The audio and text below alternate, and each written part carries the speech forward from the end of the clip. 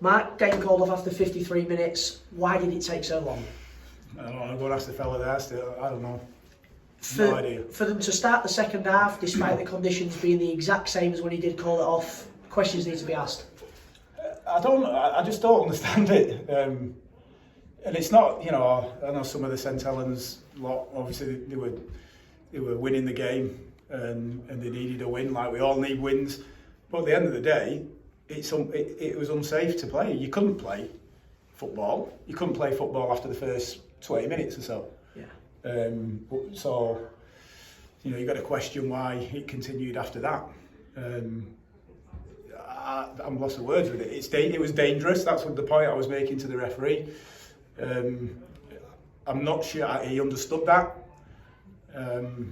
So I'm not sure why he continued. Obviously, no questions can be asked on the game itself. But for me, it was as if the referee was having to consultate with their manager to sort of justify the. I mean, he said to me, he's stuck between a rock and a hard place. And for me, why? Because the pitch is either fit to play or it's not fit to play, irrespective of what the score is or what time the game is. Because you saw it in the first half, you know, lads couldn't stand up.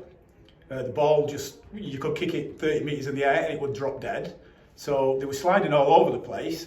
All it's going to take, and you saw a few sliding tackles the first half where lads were sliding off the pitch. Somebody slides into somebody and breaks their ankle. And the point I made to him was, it's not on my conscience because this game shouldn't be on. And for the referees normally to do a drop ball test, we didn't see one of them.